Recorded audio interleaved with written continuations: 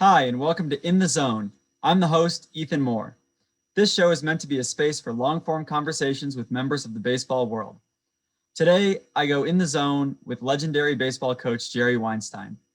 Our conversation covered his takeaways from over 50 years of coaching, the importance of a growth mindset, the role of data in modern coaching, and much more. Questions are marked on the video and time-stamped in the description for your convenience. I hope you enjoy our conversation.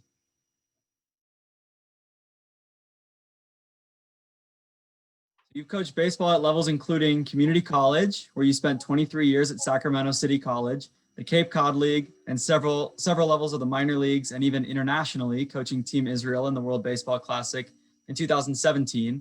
In your experience, what are the differences between coaching teams with different talent levels and at different stages in the player development process? I don't think there's a big difference. You always adapt to the individual differences of your players, and whatever level they're at, that's where you coach them. I don't think there's, at least for me. Now, maybe other people have had different experiences, but I have not. I haven't coached people any differently. Now, maybe the sophistication of the material that you're coaching, once you layer it up a little bit, becomes a little bit more complex, but the overall process hasn't changed for me.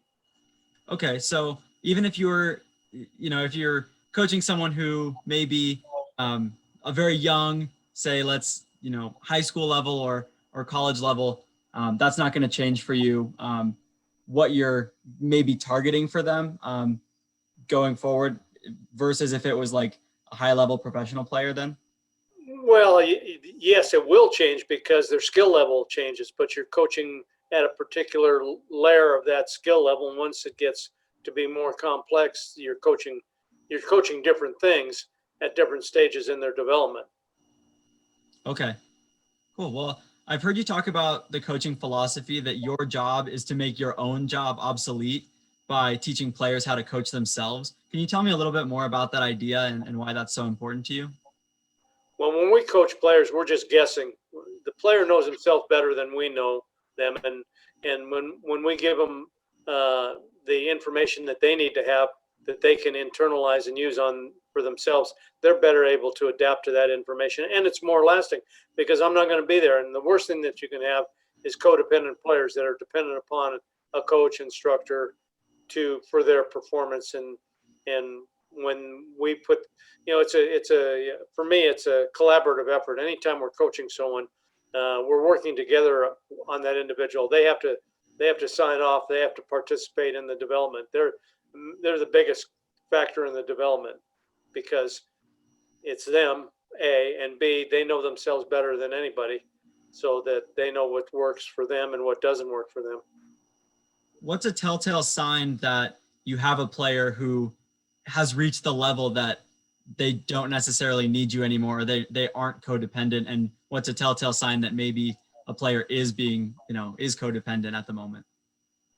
Well, I think sustained discipline effort, when they can sustain their motivation and they have, and you give them a growth mindset where not only are they trying to develop themselves as they are now, but they've got the bar out there that's above their reach that they're trying to get to, and they continue to have their reach exceed their grasp in terms of development. Okay, well, you just touched on that that kind of keyword growth mindset, as opposed to a fixed mindset where a person doesn't really think that they have the capability of growing or improving their skills. How would you go about trying to kind of help a player who has more of a fixed mindset to develop a growth mindset? Well, obviously, it involves a lot of conversations relative to what they're thinking and where they want to go and how to get there, and showing them examples of people who have done those things and what they were like, and establishing models for those people and goals. And maybe they're very intent on where they are and they have no aspirations. They don't want to put the time and effort into what they need to do to get to the next level, and they're very happy where they are. That's usually not the case with athletes, though. They all want to be Hall of Famers. I mean, that's the ultimate goal of every player. Sure. Is it frustrating for you if you come across a player or a group of players who you're trying to help them, but they're not necessarily wanting to be helped? No, I mean, I only can control what I can control. And if they're not motivated to do it, I shouldn't be more motivated for them to do it and be frustrated as a result of their inability to do it because they're not motivated.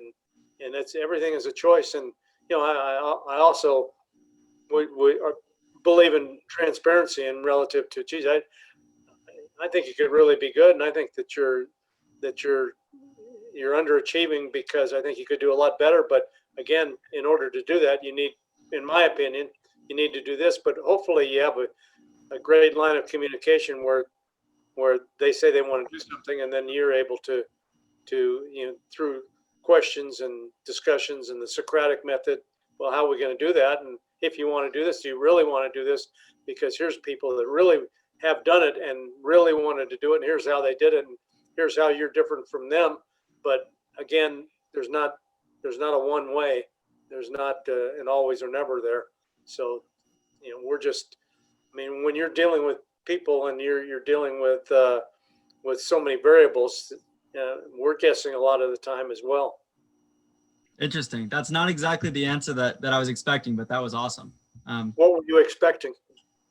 I was expecting, if you're a coach and your job is to help people and there's a group of people or maybe a team of people who don't really want to be helped, I would think that would be incredibly frustrating for you because you're like, I'm just trying to do my job and I can't get the results that I want because, the person isn't trying to collaborate. But it's interesting that you're still focused on, only what you can control, which makes and again, I'm trying to take myself out of the process. If you need me to be in this process to get you where you want to go, we got an issue here because I can't do it nearly as well as you can for yourself.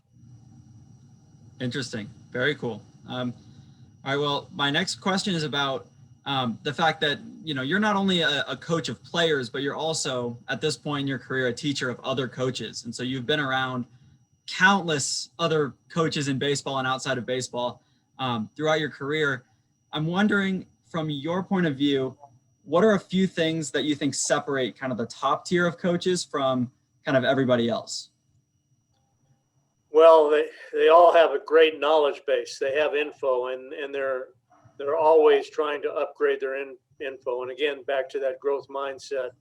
And they really adapt to individual differences of players.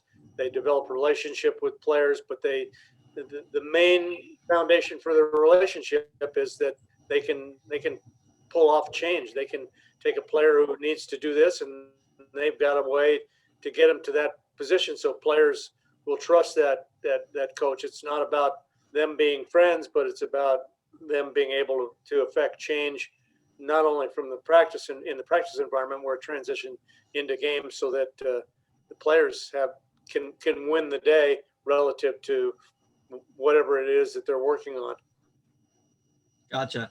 The top level of coaches, in your mind, how many of those people are just like natural, super gifted, best coaches in the world, basically just on talent alone?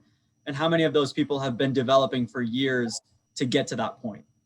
I would say 100% have developed themselves into being good coaches through trial and error and through intelligent hard work and a lot of failure and obstacles and adaptations and adjustments. And coaching is a lot of trial and error because it's not an exact science, even though there's a great deal of science involved in it. When you start talking about individuals, there's a large bandwidth standard deviation between the science. Is not so restrictive that there's only one way to do things. There's a lot of ways to organize your body within the basic concepts or precepts of the scientific method. Okay. And from your point of view, what are kind of the characteristics of like a prodigy coach, someone who you see coaching and you're like, this person is going to be very successful in the future, even if they're not there yet? Like, what does that look like? Well, people like them. I think that's the first. They have a personality that draws people to them, and there's again there's not one person. And at different stages, we were all really bad teachers and coaches when we look back on how we taught and coached early on. And I shudder to think if someone looked at me when I was coaching young, that, oh, this guy's going to be a good coach, because I wasn't a good coach. I had way too emotional, didn't have enough good information, was way too strident relative to making adjustments. I thought I knew more than I knew. So, but but there are young coaches who are really, they have a lot more information than what we had. They have built on. I mean, there's a lot more information about the game right now than there ever was when I was young and first coaching. And we thought, well, hey, there's one way to do it, and this is the way you do it. And we didn't have the benefit of all the technology that they have in today's game, which has helped them become better. Was there a point in your coaching career where you kind of saw changing your mind, or trying a different way of doing things, where you saw that as like a failure and something that you were trying to avoid, maybe early on? No, I think I've always been willing to change. If I saw something better than what I was doing, especially if they were having success, I was always I have no problem changing. I really never have. I never thought that I had. Well, maybe I thought that I had all the answers, but even though I thought that, I was readily willing to adapt and change once I really delved into whatever it was and became satisfied. Hey, this is a lot better than the way we're doing.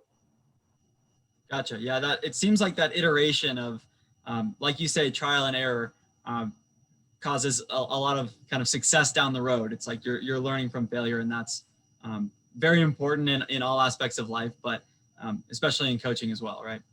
Well, I think that you don't have one paradigm, and you don't have you don't become a slave to your routines or your info. For me, more than anything else today, I'm just trying to prove myself wrong in some of my some of the things I think about that I'm really dug in on, and so I'm trying to look at things with a critical eye, things that I do, and see if I could where they lack and move into areas that I think can help you become better, whether it's information or technique or whatever it is that you're going to change the way you talk and think and cue it and drill it and develop it. So it's one thing to accept when you think you might be wrong about something, but I think it's a whole different animal to be actively looking for things that you're wrong about, or things that you even just might be wrong about. Is that something that you've done throughout your entire career? It seems like it is. Yeah, I don't want to be wrong. I want to get it right, and sometimes we just keep hammering away at something that's not producing outcome, and at a certain point, even though it may be right, it's not right for this athlete. And that's the nice thing about coaching, that there's a wide span of things that you can do to pull off changes in behavior. And even though you might have a particular cue or particular drill that really is not very good, but it works with this particular player, then it's a good drill for that player, even though it doesn't fit your scheme necessarily. Interesting. When you're working with a new athlete, how long does it take you now to kind of start to figure out what might be a good approach for coaching that player specifically? I'm pretty good about the diagnostics today. I think more than, because I've got a lot of failures out there that I can relate back to, and I'm not as good as I'm going to be in 5 years, but I'm better than I ever was, because I've got more information. I've had more experiences with different personalities, and different techniques, and so in that sense, I feel pretty good. But there's no absolutes. Yeah, well, there is one. The only absolute is there are none, and you have to be really flexible and in terms of, and then again, you got to have good line of communication with your players, and so it is a collaborative effort, and I think that you have to be self-deprecating and be honest with the athletes. Hey, we're going to try this. I'm not sure it's going to work with you. I think it's got a good chance, and then but I want you to be convinced that it's something that you want to take a leap of faith here, because the chances are you're going to get worse before you get better. So it's a very delicate process. Gotcha. Okay, Coach, who are a few people who mentored you throughout your career? Well, I was a guy. I wasn't a very good player. I knew I wasn't a good player.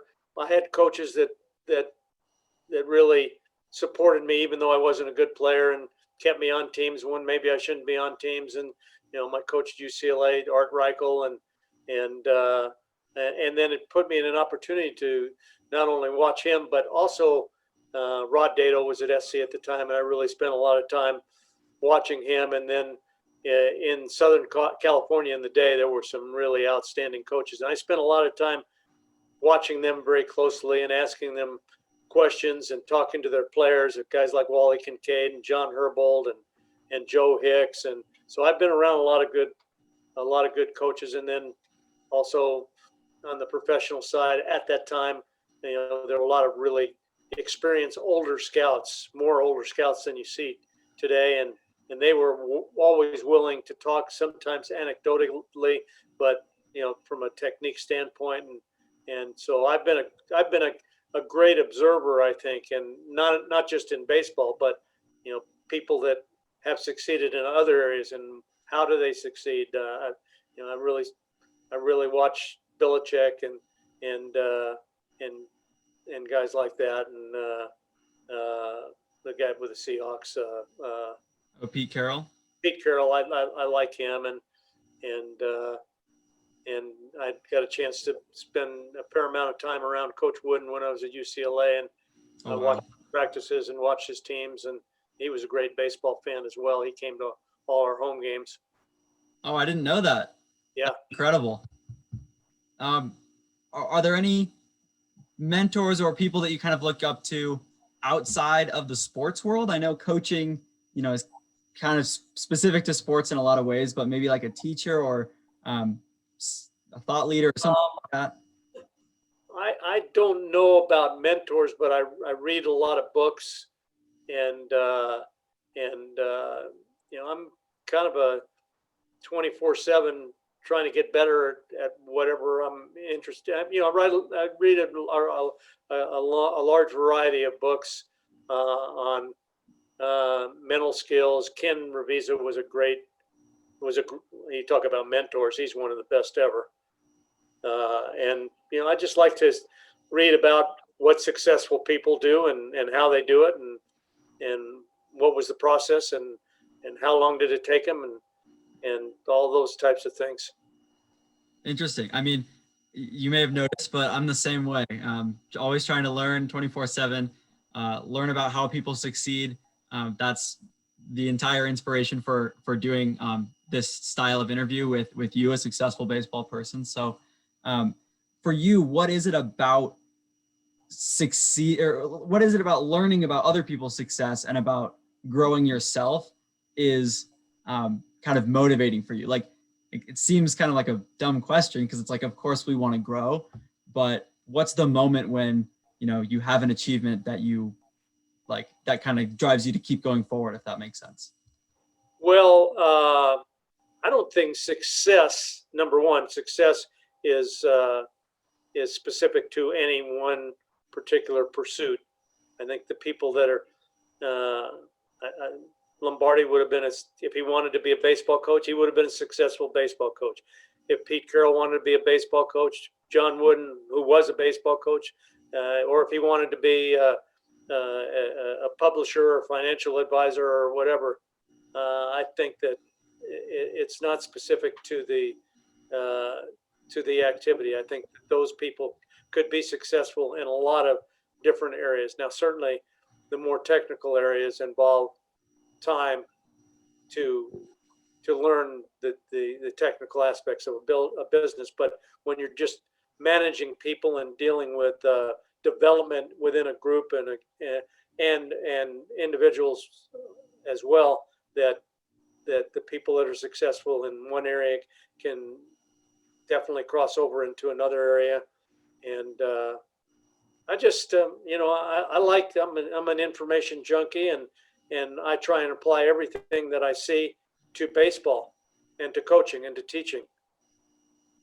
That's awesome.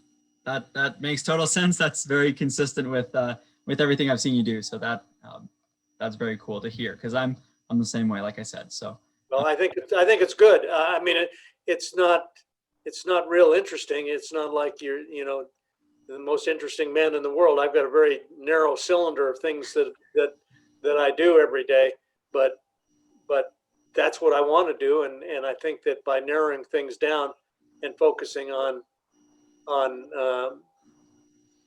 the type of things I do within baseball and athletics and teaching and coaching and communication, and I think it's broad enough for me. It fills my day. Yeah, trust me, you don't know how much I relate to that. So, but quickly going back to the mentor question, I'm curious about whether the mentors that you have in your career, that you had in your career, have inspired you to kind of become that mentor figure for younger people in the game. Yeah, especially right now at this point. I'm 77, and it's not about me adding to my resume or trying to become something, be a big league manager or a general manager or something like that. For me, I'm just hoping to live long enough where I can give back to those people who really unknowingly helped me so much. There's a lot of people who have helped shape me that they don't even know it. And so I'm trying to, be a facilitator for those younger people so they can have the same type of experiences that I've had. And I like people. I like to help people. And I like from afar. I don't want to be there and have to, I don't need someone to say, well, I'm here because Jerry did this or that. I like to see people have success as a result of me having maybe a small piece in the development process of their successful career. That's what really, and they most of the time they don't even know that. They have no idea that I enjoyed seeing them having so much success. But that's what floats my boat probably for the last, I would say, probably 15 years or so. I was pretty selfish in terms of it's about developing me and so on and so forth. I need probably 10 or 15 more years to catch up. Well, that's very, very interesting and very introspective there. So I would like to kind of pivot a little bit and talk a little bit about analytics in baseball coaching and kind of how that's changed over time. My first question is regarding the CSI technique that you've talked about, developed by Curtis Conley. That's in coaching. Start with evidence and work your way back. Right. That's something that you were doing before we had so much information in baseball. It kind of sounds like it might have been.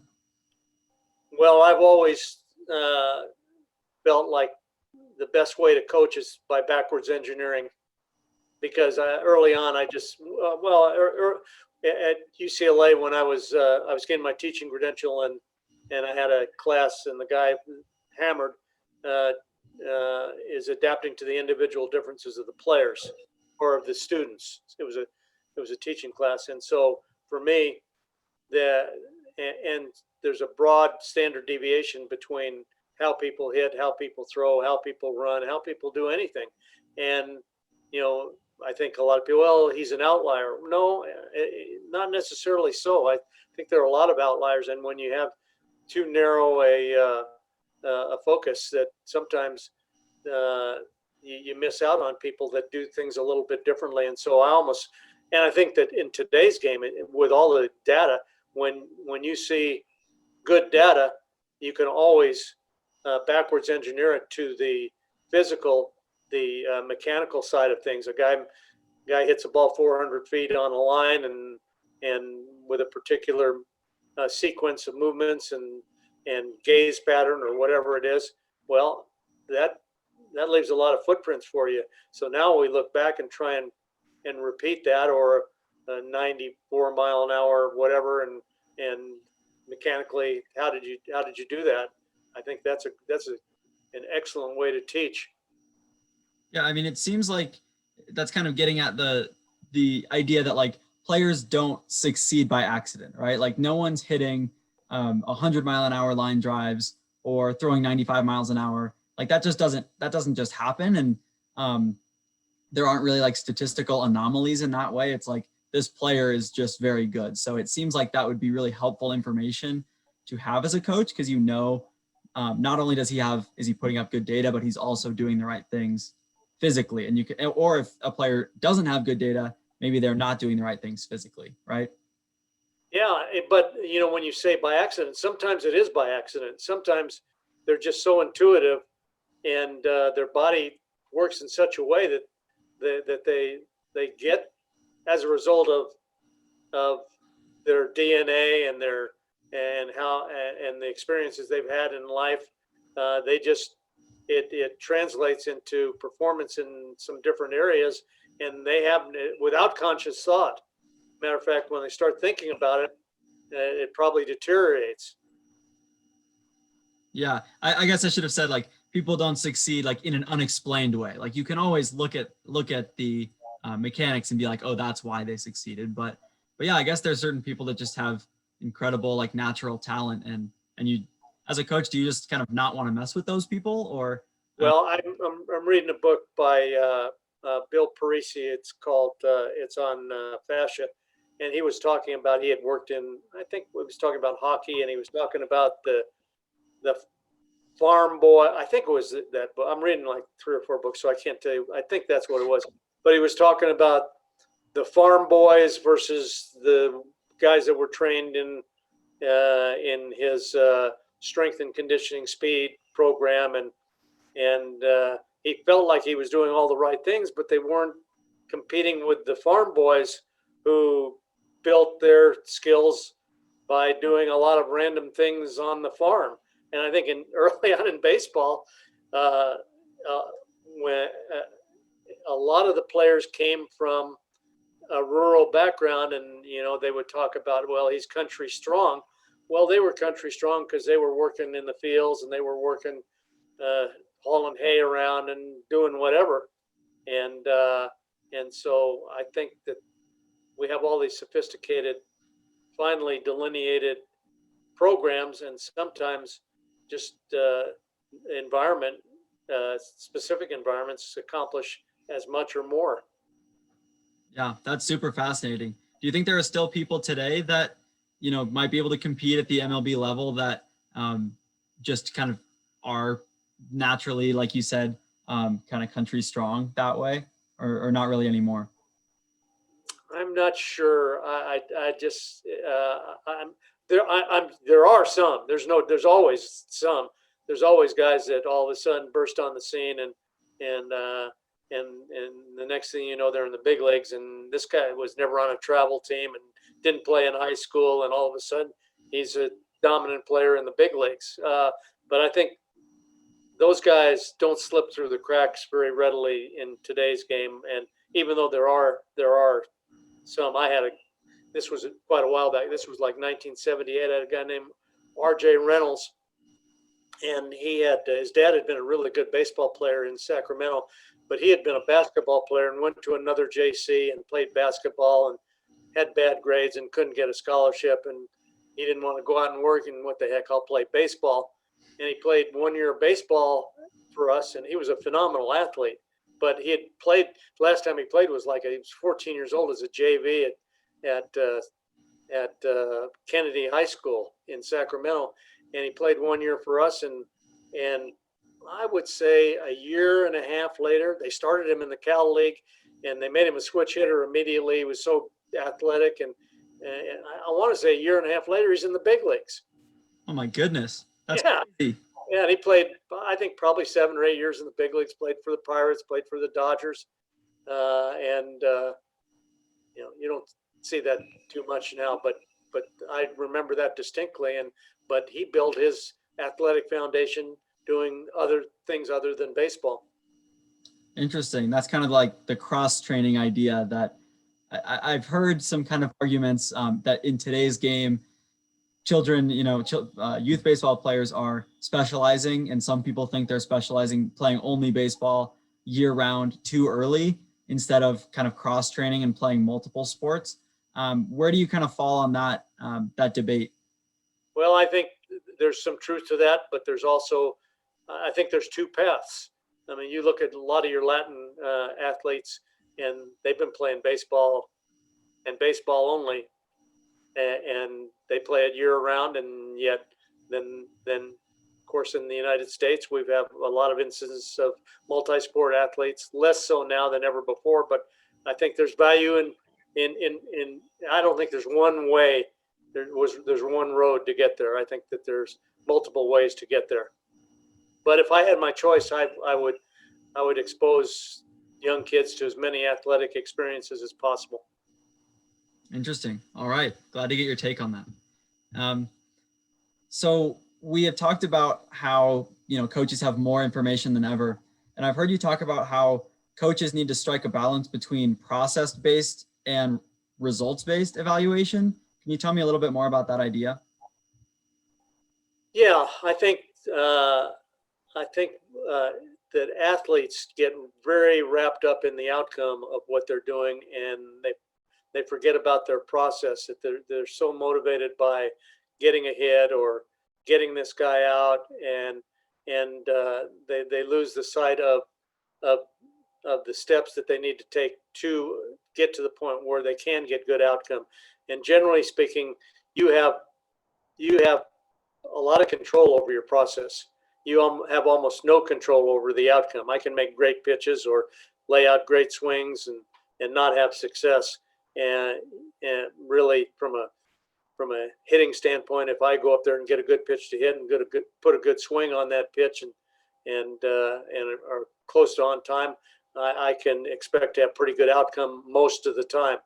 But if you're into the I got to throw a strike here, or I got to get a hit here, or I got to hit a home run here, or I got to do this, sometimes it's not very natural the way your body reacts to those types of situations.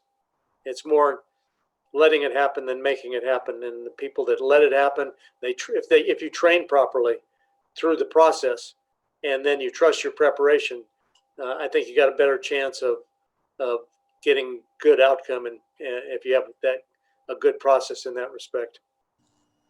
That's interesting that you're talking a lot about process, and I think from the kind of statistics and like analytics side of things, there is kind of this emphasis like almost exclusively on process-based evaluation, where it's just like process is the only thing that matters and results do not matter at all.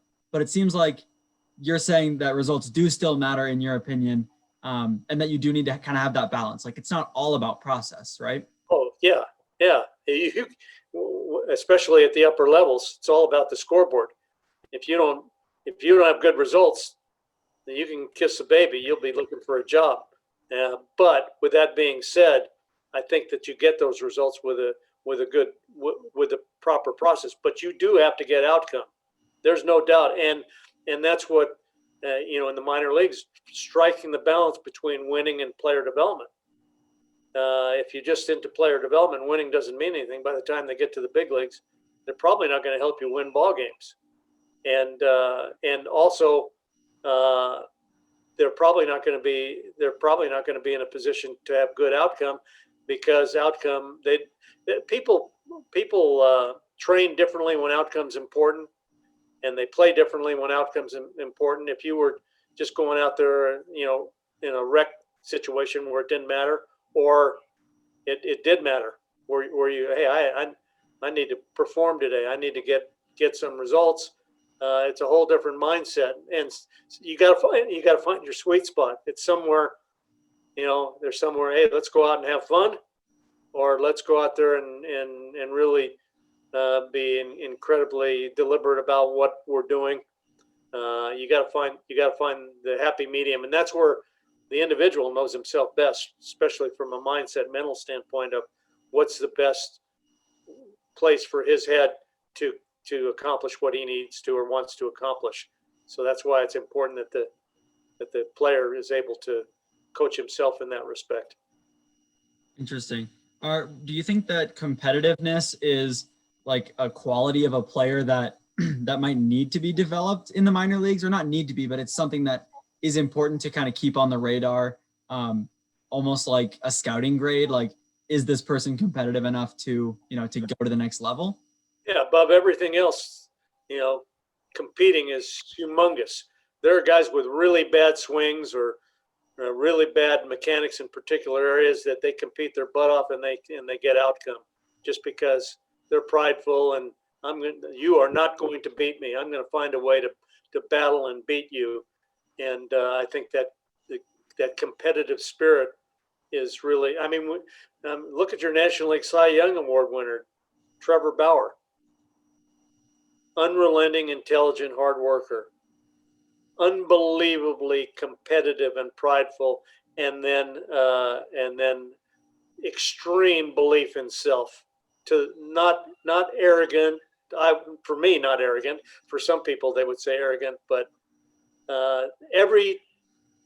most of the elite athletes in any professional sport, to me, have an edge. They may say, they may be good guys, but when push comes to shove, they'll slit your throat, man, to win.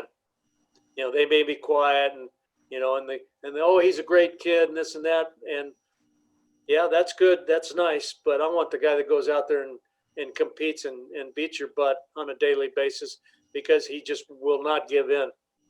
Whether it's how he competes during the game or how he competes in his preparation, and he just gets himself so ready to play that he's able to compete at the level he needs to compete at when the stuff is on the line. Do you think that there's kind of a correlation between someone who's incredibly competitive and gritty and someone with a growth mindset who is willing to do anything they can to kind of get an edge? Like, do you see a correlation there? I don't know. I don't necessarily. I think in a certain percentage of the population, that's a yes, but I don't think that's an imperative. I think there are a lot of guys that, hey, don't confuse me with the facts, man. I'm just going to go out there and play, and they don't want the scouting report, and they don't necessarily want to look at a lot of video. They just get themselves ready physically, and then they're mentally ready to compete, and they're able to go pitch by pitch, and they don't let the situation control them. They're in control, and they have a tremendous belief in self, and when the game's on the line, they're ready to be as good as they can be. And then when it's over, they move on. They don't hang on to successes or failures. Gotcha. All right. Well, so there are a lot of conversations being had now about kind of the state of modern baseball and is it changing? Is it changing, and is it changing too quickly where it's kind of getting out of hand in terms of, the heavy reliance on home runs and strikeouts and kind of stylistic changes in the game. And you've been in the game, longer than just about anybody. So I'm curious about what are some of the more meaningful changes that you've seen baseball go through since you started coaching? Well, the athletes are better than they've ever been. They're faster, they're quicker, they're stronger, they're more flexible. And so physically, especially, in the 60s, there was very few baseball players in the weight room. They just weren't lifting weights, and they weren't they just weren't intentionally becoming stronger, faster, quicker, so on. And I think that's one of the big differences. Today we've got a lot more athletic guys that are stronger and faster and quicker. Are they better? I don't know if they're better, but they're better. They're physically better. Just look. Every sport, if you take a swimmer from 10 years ago to the swimmers of today, they wouldn't even be able to get in the pool with those guys. They would have no chance. You look at the football players today and 10 years ago or 15 years ago, basketball players. You look at baseball. I mean, look at guys are throwing routinely, averaging 100 miles an hour. I mean, I remember when I came home one day from practice at Sac City, and my wife said, "Jerry," she says, "have you heard about this guy, Sid Finch? He throws 117 miles an hour." I said, "No, Andrea, it's April Fool's Day. There's no such thing as a guy throwing 117 miles an hour." Now, when you think, well, could a guy throw 117?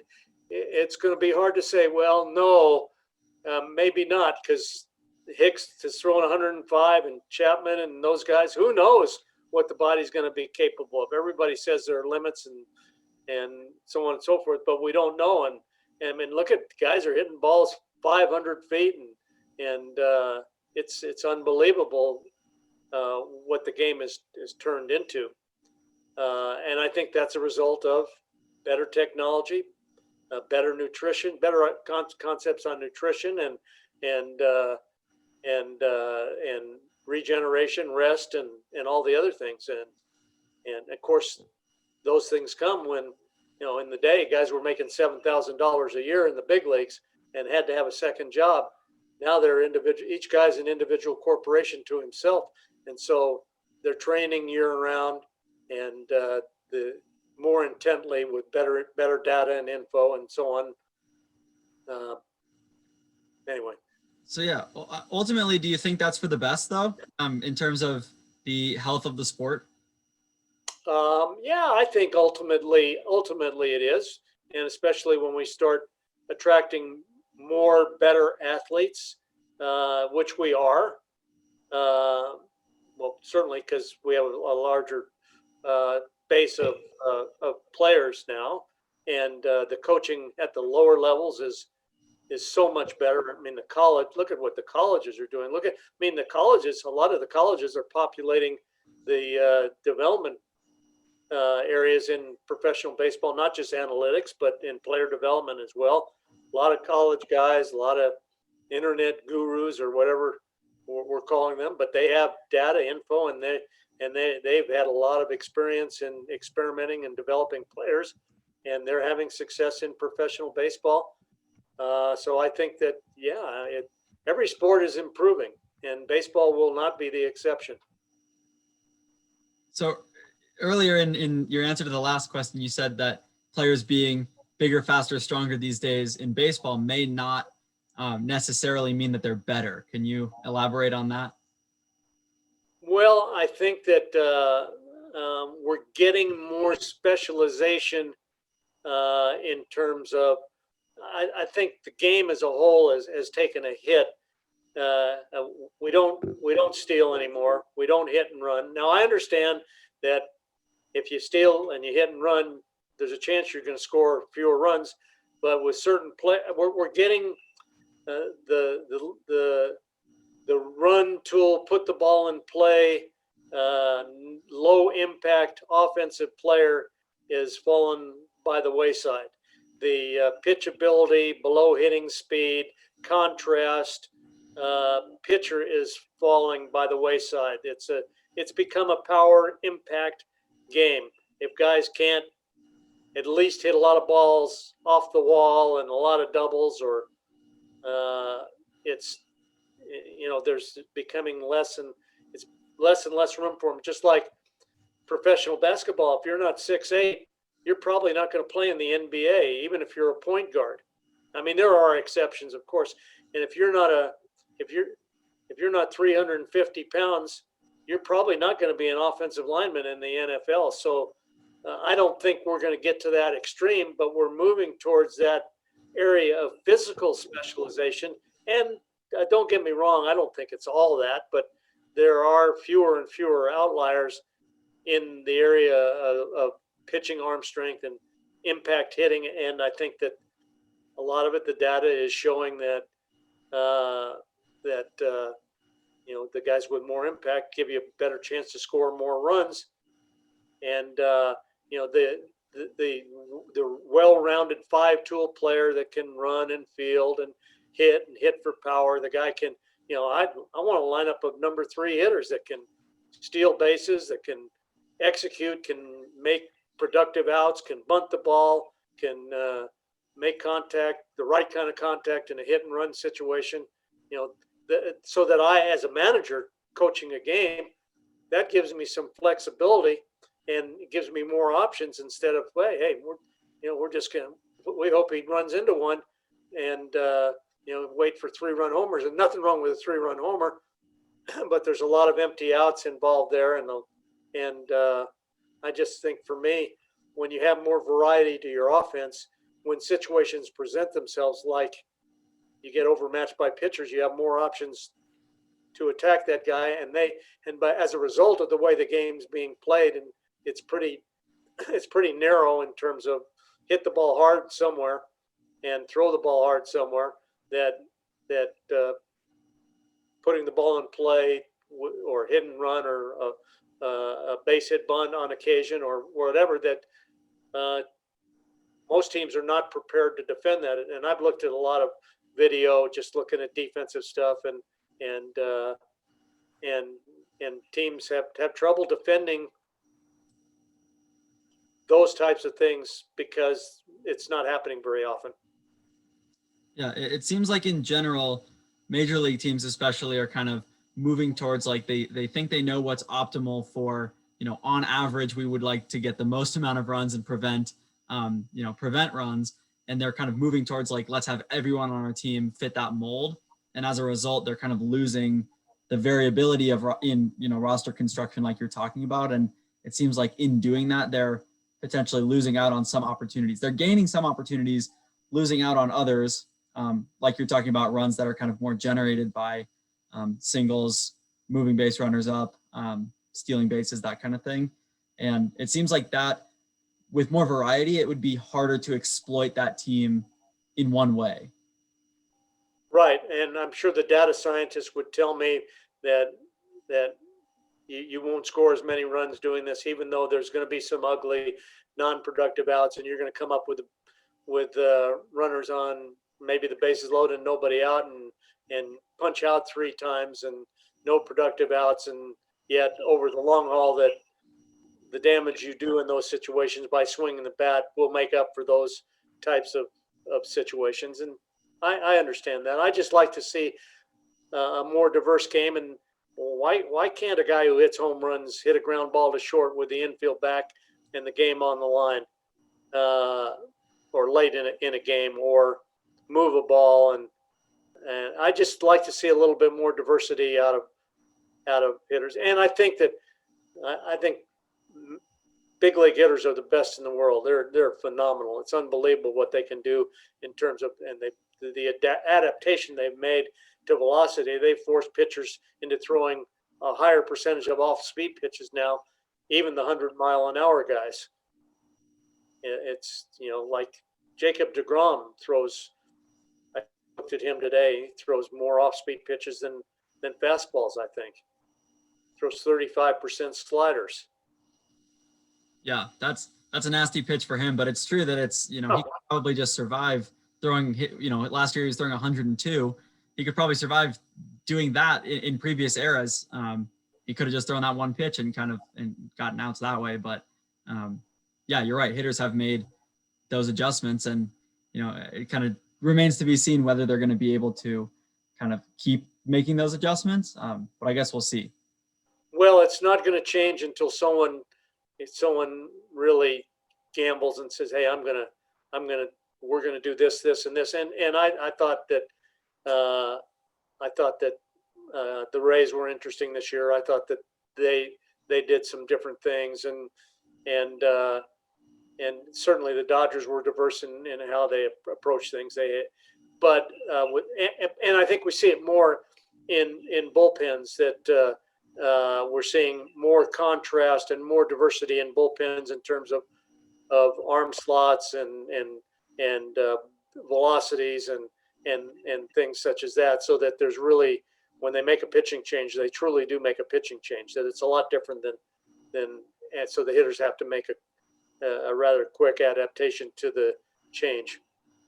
Yeah, that's a great point. That I know the Tampa Bay Rays in the last World Series were getting a lot of attention, and because it was pointed out that I think like they had they had pitchers in their bullpen that all had like incredibly different release points, and they had one of the more diverse bullpens in terms of the characteristics of their pitchers, and that totally makes sense. And I think that a lot of people responded positively to that, like, oh yeah, that makes sense.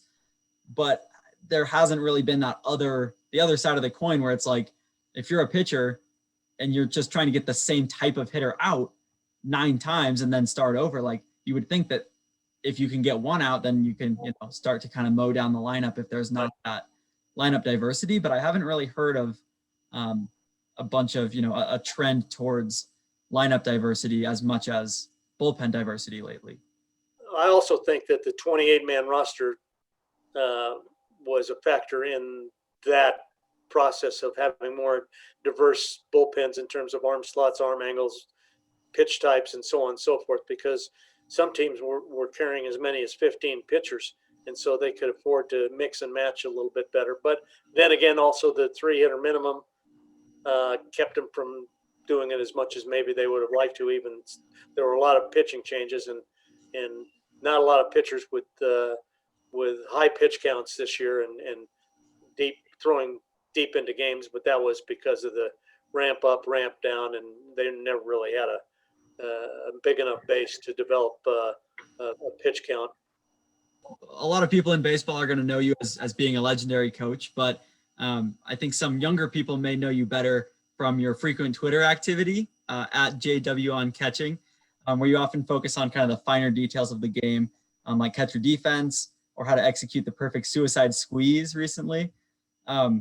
So in a time like now, when there is such an emphasis on strikeouts and home runs in Major League Baseball, do you think that the game's fundamentals are any more or less important than they have been in years past? Well, I think that the diverse fundamentals are less important.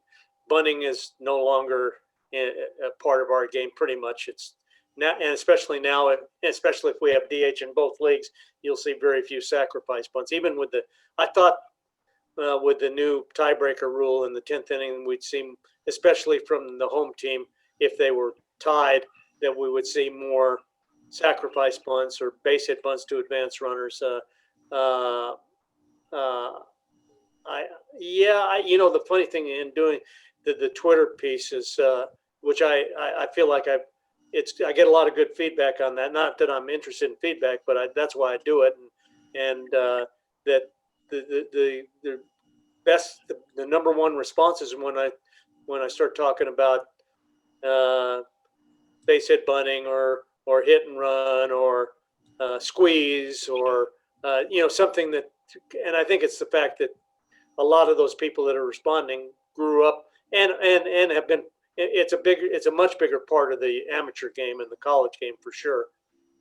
Short ball, whatever they call it, but especially in California, that's become more a part of the game.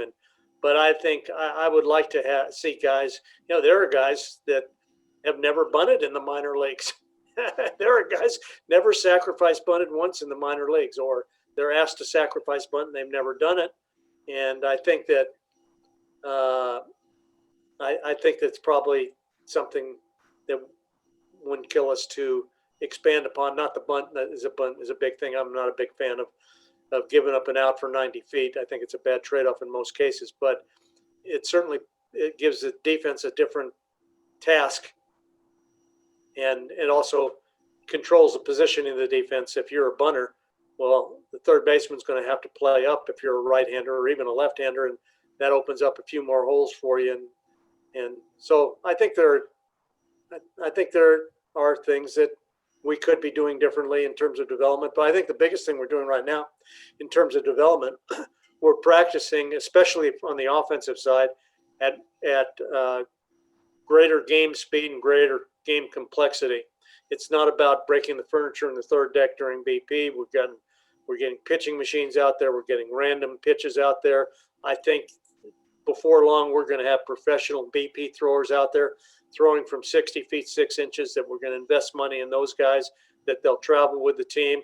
And I think that those are all good things, and I think that hitting has improved as a result of the preparation process.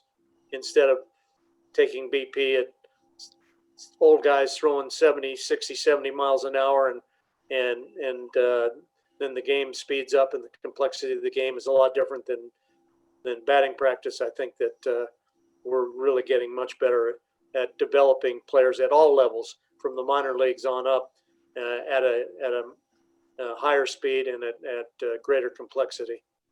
Yeah, when it comes to game speed practice, to me it seems like that's something that just totally like makes sense intuitively. Why do you think that it's taken this long, or there are still people that are not interested in doing doing that type of practice? Well, I think that everybody's willing to do it now because they're seeing the success that they're having. I know the one year, I don't know what year the Giants won the World Series, but they had been really bad on fastballs, and all of a sudden they changed their routine. They'd go in before the game and they'd turn the hack attack all the way up and move the guys up to 50 feet, and they ended up being the best team hitting 95 plus. I think Hensley was talking about that. And I think that it used to be guys, hey, I don't want to hit off a machine. It screws me up. They had that in their mind because that was a consensus. And then all of a sudden they approached it with an open mind and found out that, now I'm not saying you got to beat guys up with 100-mile-an-hour BP. I don't think that, but I think that you have to get your eyes, especially your eyes and your nervous system, ready to react quickly, and that finding the sweet spot, how much BP. And I think we're taking less and less BP on the field against live arms, and not everybody, but a high percentage of guys are just passing on that. And hey, I'll just go hit in the cage. I think that they have to warm up, and they warm up with front toss and tees and a little feel good BP, and hit a few balls into the furniture in center field, and then they go in and they get a little overspeed work. I think that routines are changing in that respect, not only with the hitters, but with the defenders putting ground balls on the clock, and catchers doing those types of things as well. But I think that for me, the aha moment was watching Oregon football and Chip Kelly, and how they sped the game up, and people couldn't adapt to the speed of the game because they were practicing at walkthroughs, and he was running through everything. And now we see that at every aspect of football, from the NFL on down. No huddles or little sugar huddles and quick tempo stuff, and he was ahead of the curve on that. And I think that baseball has picked up on that, and I think we're better for it. Awesome. Yeah, I hope that we kind of see teams continue to go in that direction. I like the idea of the professional batting practice pitcher. I don't think that that's actually happening right now. Correct me if I'm wrong, but not in the United States. In Japan, they throw from 60 feet 6 inches, and they throw breaking balls. And there's a plenty with the new 90 being 95. There's a lot of 88 to 92 mile an hour guys who can't pitch in the big leagues, but could definitely be effective batting practice pitchers. And for me, if I were an administrator, I would hire 2 lefties and 2 righties, and they'd throw all my BP. And I'm not saying that they're not going to throw some 45-foot hit the barrel BP either, because I think you need that as well to build your. If you're just getting blown up every day in the cage and in batting practice, I don't think you're going to be very confident necessarily. And we haven't even touched on confidence, and confidence is everything. Yeah, do you want to tell me a little bit about confidence and the importance there? Yeah, confidence is everything. Yeah, if you believe in yourself, you got a chance to be successful. If you don't believe in yourself, forget it. And confidence comes from preparation, and it comes from performance. If I perform well, hey, the ball looks big, and really I can't wait to get my next at bat, and this and that and the other thing. I really, I believe in coaching confidence into players, or coach caution out of players and coach confidence into players. All right. Cool, Coach. Well, we're going to move on to, we're going to do 3 quick hits. All right. So 3 quick questions, 3 quick answers. And then I have one final question for you. All right. You bet. All right. First quick hit. Can you please explain what a Stri-ball is? A Stri-ball, and I've used that term for a long time. And when I started early on in the 70s and 80s talking about framing and Stri-balls, a Stri-ball is a pitch that could be a strike or could be a ball. Baseball savant calls them shadow pitches. Those are a breaking ball that's maybe just at the knees or slightly below. A fastball that's at the hollow of the knees. Anything on the corner of the plate. A breaking ball just below the belt, and a fastball probably above the belt. And it varies according to the hitter's stance and the umpire and the catcher. But close pitches that could go either way. And there are somewhere between 18 and 36 Stri-balls a game. And we have a very good way of quantifying it. Like every pitch is given a probability strike percentage. And so that those low probability strikes that may be Stri-balls and may not, you can quantify what kind of success a catcher is having on those pitches. For me, our goal as a catcher is to make sure that every pitch is a strike is called a strike, and then get upwards of 50% of the Stri-balls called strikes. What is the best way to create a winning culture? Get winning players. The most important guy in baseball is the scout. It's almost like, how important is a grammar school teacher? They're really important. They're building the foundation. And who's building the foundation of your organization? Your amateur scouts and your pro scouts, for that matter, too. Getting the right people on the bus in the right seats. When I was first started as a young guy, I thought I really knew what I was doing, and a college coach told me, he said, "Weinstein, you think you really coach?" Yeah. And I said, "Well, I'm gonna be okay." And he says, "Well, let me tell you something: losers coach, winners recruit." And that was Paul Deese at Chapman College. And he was right. It's the caliber of the people. And then culture is important. I mean, not only getting good players, but making sure they play the game right. They prepare right and play right, because just having good talent doesn't do it for you. The 9 best doesn't beat the best 9. And for me, an all-star team wins all-star games. They don't win World Series and pennants. And the differentiator is playing for one another, being a team guy, working intelligently, dealing with adversity, and coming to the ballpark for your teammate on a daily basis.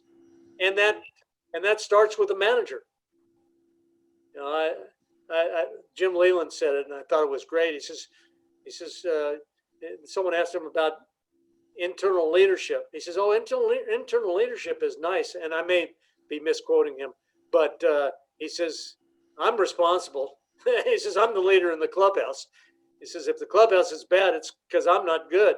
And so, holding people accountable, and I think it's a little bit more difficult in today's game. We got a lot of superstars. We got a lot of guys that are making a lot of money, and a lot of guys that are somewhat independent contractors, but it's an art but again, it's team, and in order for that to happen, your best players better be your best guys.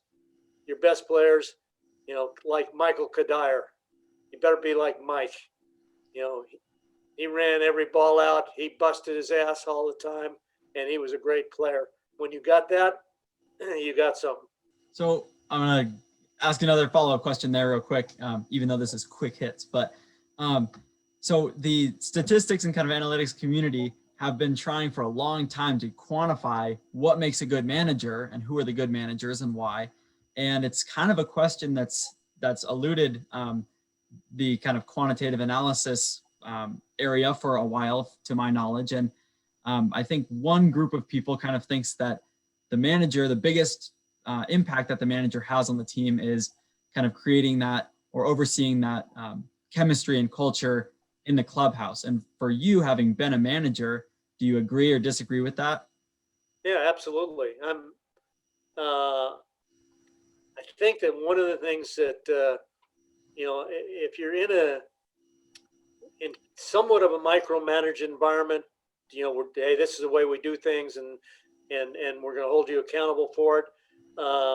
You have to be able with your players to differentiate between fun and type 2 fun. And here's what type 2 fun is. Type 2 fun is the blood, sweat, and tear work that you do to go out and have good performance and get a big contract and win games and get a World Series ring or American or National League Championship ring.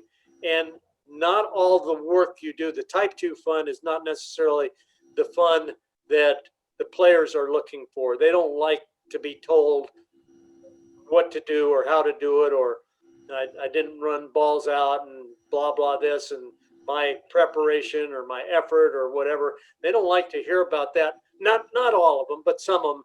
And you got to be able to manage those players in such a way that, and again, you have to deal with individual differences. And again, you got to be really careful how you do it.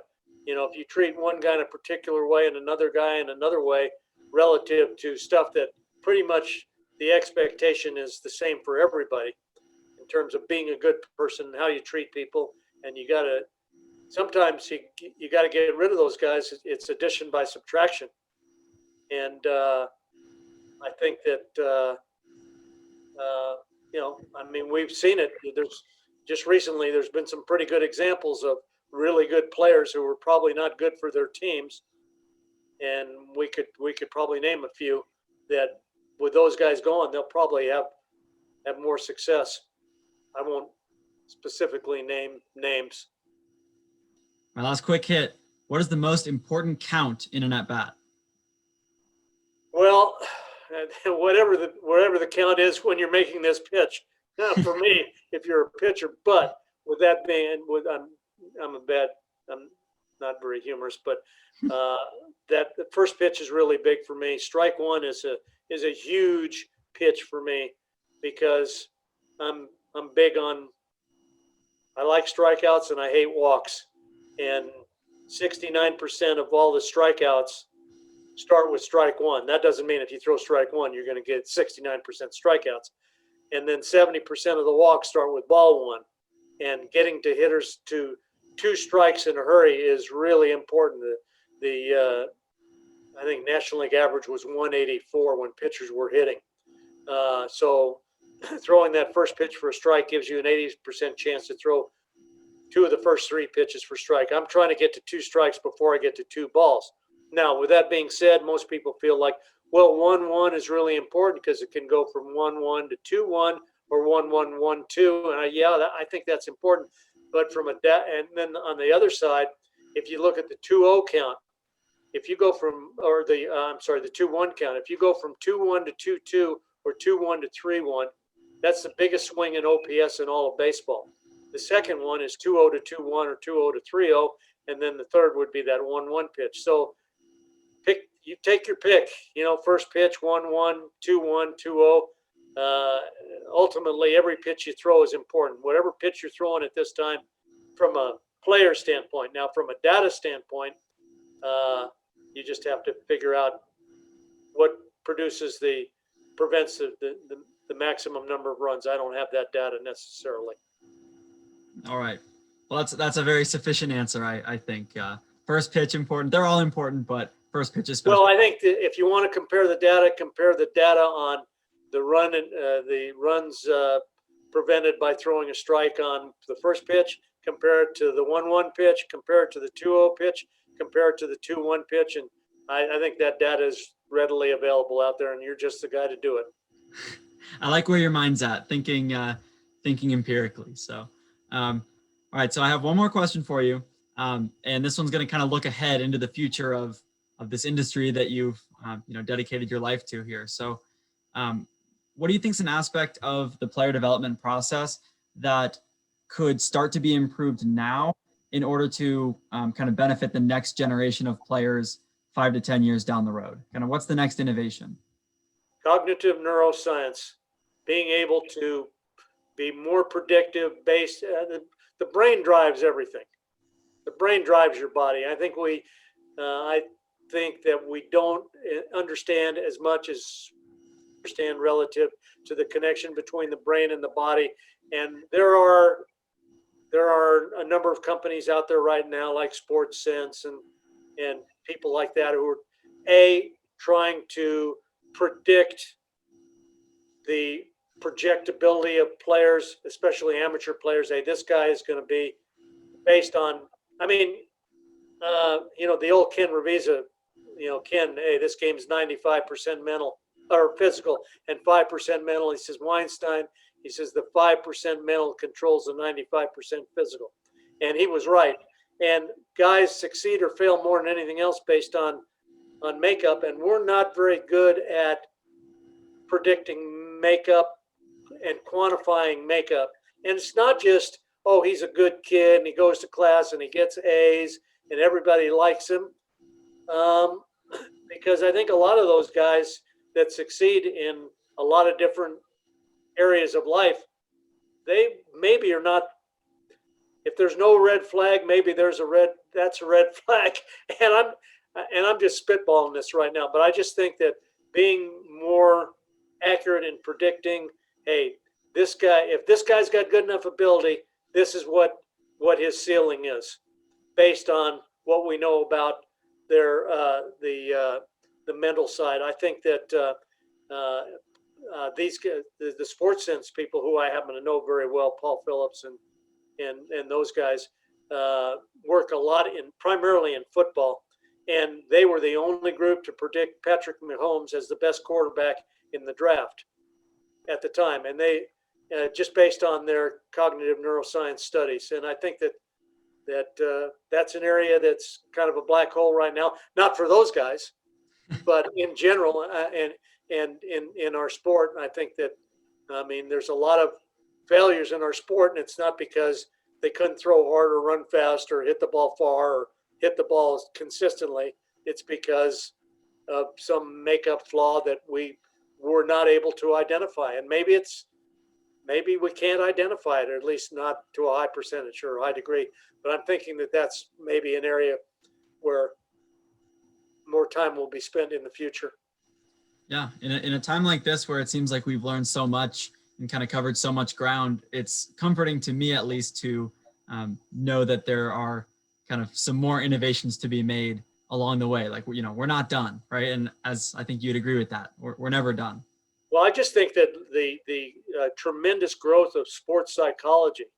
In 1999, Ken was our sports psychologist with the Dodgers, and he basically could not meet with players in the locker room. They were too concerned with people that they'd be considered as all screwed up. He'd have to meet them in their hotel rooms and stuff like that. Now, our sports psychology guys they're basically part of the coaching staff, and it's out in the open, and every player's got some confidant that will help them, because even the best guys, the most confident guys, the most competent guys, they have periods of self-doubt. Their confidence wanes because there's a lot of failure built into this game, especially from an offensive standpoint. And I think it's great. I think it's phenomenal. And we've taken a quantum leap there, and I think we can take another step in the brain-body connection piece. Well, Coach, I get the sense that you could talk about this stuff all day, but is there anything else that you want to mention before we say goodbye here? No, I'm good. Good talking to you, Ethan, always. All right, Coach Weinstein, thank you very much for joining me. You bet. See you.